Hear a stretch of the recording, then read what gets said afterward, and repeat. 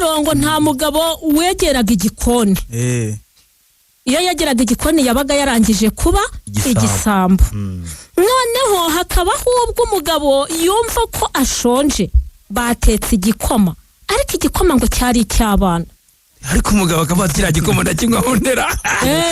Noneho kubera ko ashonje yabona umugore ahuze agasoma kuri cya gikoma. Kirima ni kiri munda. Kikaba kiramukoza. Yamara gusomaho yasoma kikamukora. Umugore yasati burya umugabo nashatse ni igisambo.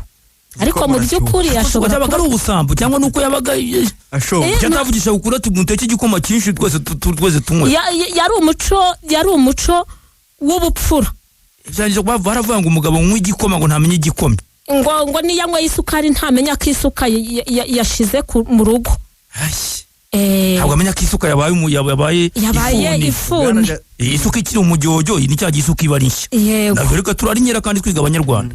Iyi suka ari nshya bayita umujyojo. Yandi mamuvuye kugura mbese utarayigurikira. Bayita umujyojo. Noneho ikiva mu mashashi hari ababyita gutyo. Yego cyangwa ikiva mu ishashi mu duka tubyite dutyo. Noneho iyo suka rero iyo bamaze kuhingisha agasigara kandi gutya niko bita agafuni. Yego. Ariko murabashingira koko ngo umugabo yanze kurya no kunywa ngo ari mu bikingi by'amarembo. Umuhungu wa kera rero kubera ko ntaho yabaga yahuriye n'umukobwa we, habaga habaranga akaba ari bo babahuza mu ruhande rwabo. Ku mukobwa habaga y'umuranga, ku muhungu hakaba y'umuranga. Umuhungu akaganiriza iwabo w'umukobwa bakaganiriza umukobwa, igisubizo bakuye ku mukobwa bakagiha umuranga akagishyira aho kubamutumye. Niyo mpamvu rero iyo yabaga yagiye kuzana umugore we ari ku marembo mutegereje, habagaho izo mvugo zo gusohora umukobwa. Kera barariraga bagahogora kuko yabaga agiye mu muryango atazi, atigeze abonana na wa muhungu, nta naho basangiriye. Avuga atese mama iyo ari yaratapfuna cyangwa amiriraho. Gusohoka mu nzu bikaba ingora bahize. Gusa umukobwa ntabwo yabaga yaravukanye n'abasaza be ngo arebe nibura barebereho. Kubanza kubaka urugo byari ibintu byo bibaze. Niyo mpamvu iki abantu babitinya hano bakabyihurira rwose. Urakoze cyane. Abakobwa ba kera ntago batinyukaga kujya kurebuzwa abasaza babo.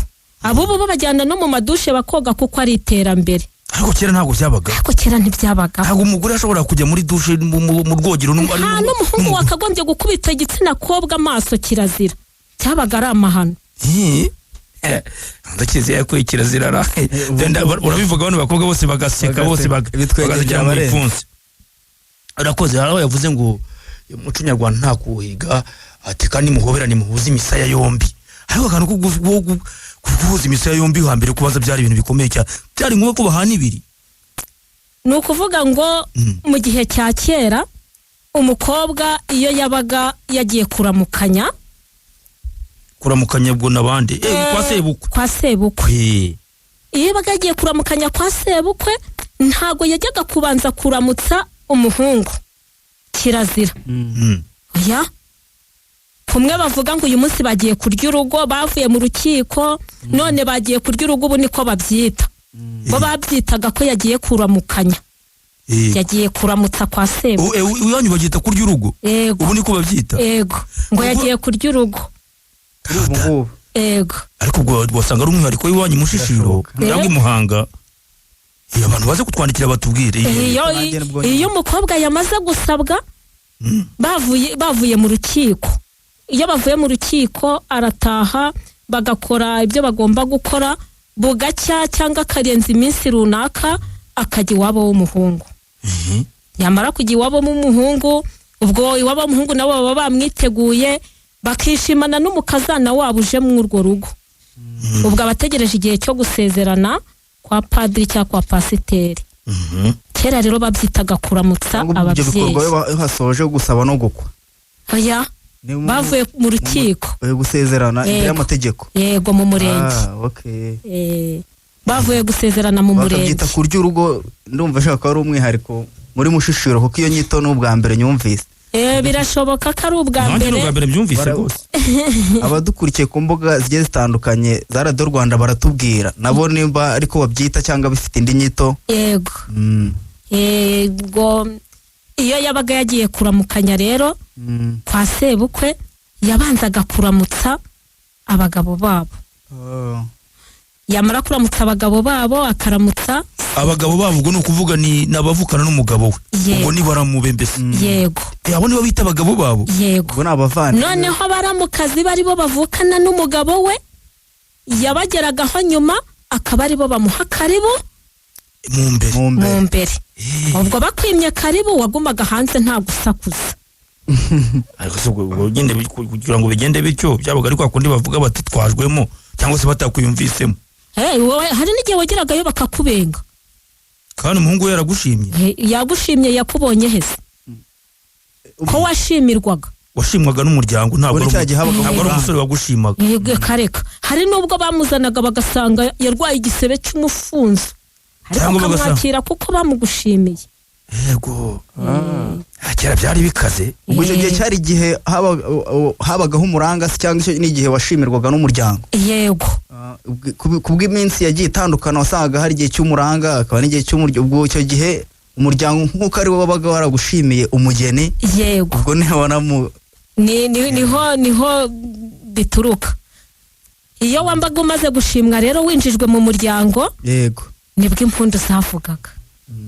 Bakwemeye bakwakiriye mu mbere. Yego. Baramukazi bawe. Yego. Twagiye twaganira gacuti bakunzi ba Radio Rwanda, ariko ntabwo rero uyu muvyeyi mukari bagiza n'urubyiruko bari kumwe baje bonyine. Ndi kumwe n'umukobwa wavuye mu majyepfo rwose, noneho epfo cyane, epfo mu karere ka Huye Imaraba. Harya ngo witwa nde igiko? Nitwa Mungwarareba Josiane. Ndi umunyampinga, ndi umwari w'u Rwanda. Izina ni Rushingabigwi. Izina ry'ubusizi witwa Rushingabigwi. Yego. Kandi rero ukaba umusizi cyane bihambaye. Aha. Mbese ngo harahagazwe. Iwanyu ni mu kayi kagari hariya Imaraba. Nihe no mukizi cya Maraba? Ubundi ubusanzwe mvuka mu murenge wa Simbi, mu kagari ka Mugobore, mu mudugudu wa Nyamiyaga, ariko mbana na mukecuru mu murenge wa Maraba. Mukecuru subwo ni kaka cyangwa ni mama wawe umaze kugira imyaka y'igimbe? Ubundi umwuzukuruza we. Ubana na nyogokuruza wawe? Ariko ni byiza disi. Babyeyi, icyo kintu cy'abana bakumbura kujya kwa kaka ndetse no kwa nyogokuruza bikanga, ibyo bintu mujye mubyitaho rwose, muhereza abana, dore turi mu biruhuko, abana mubohereze mu cyaro. Hano bagera mu mujyi bakazungahara bagazaga barakize babaye abazungu, babyita kuzungahara nyine, uko kwigira umuzungu kandi utari we. No kuzungahara niko Rugamba yabyise. Rugamba Sipiriyani haraho yabyise kuzungahara. Noneho rero akababwira ati nyabuna mujye mugenza mukagenze mutyo, mujye muba abanyarwanda nkuko mujye yagira gati umuco nyarwanda nta waduhiga. Reka twumve rero Josiane uko atubwira mukore mu ngazo, atubwire uhera ushaka mu bihangano byawe. Reka mere ku gisigo nari nahimbiye nyakubahwa Perezida wa Repubulika, kimukore ku mutima.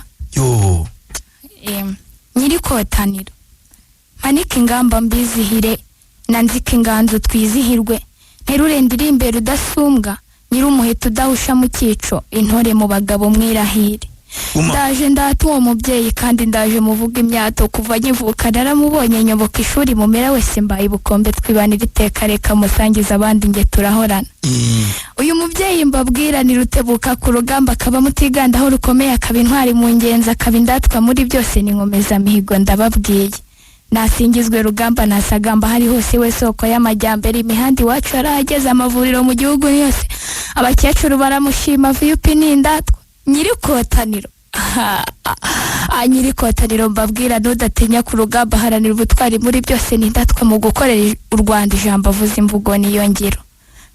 Paul Kagame dukunda, soko ivukamo amazi y'umugisha, u Rwanda turarugutuye, waruhaye amata n'ubuki, ruratemba amahoro n'urukundo, abarutuye barakurata. Mena nkore fura y'u Rwanda, buhanga butagira inkombe, soko ivukamo amazi y'umugisha, waduhaye amata n'ubuki, uru Rwanda turarugutuye, mena nkore gumana amata ku ruhimbi. Niko se byiringiro by'inganza marumbo, ngabire twagabiwe n'Imana gihanga, ndakwifuriza amata ku ruhimbi, gahorana amata ku ruhimbi wamfura we. Urakoze cyane. kandi rero nawe uzasaza udashonje umukobwa mwiza. Ibyo ngibyo icyo bivuze yandi bavuga ngo umwana no mutamika ibere hanyuma umutamike n'u Rwanda. Umwana amenye igihugu. Uko umwana umuhibere mukundisha igihugu hanyuma akuraza igihugu. Rwose ntabwo ariko ufite imyaka ingahe? Abakobwa bamaze gukura banga kuyivuga ariko uracyari muto. Ufite imyaka ingahe Josiane? Ngo arareba. Ngize imyaka 17. Si yose. Umukobwa w'imyaka 17 uza mwabonye ko nta n'agapapuro ari kurebaho.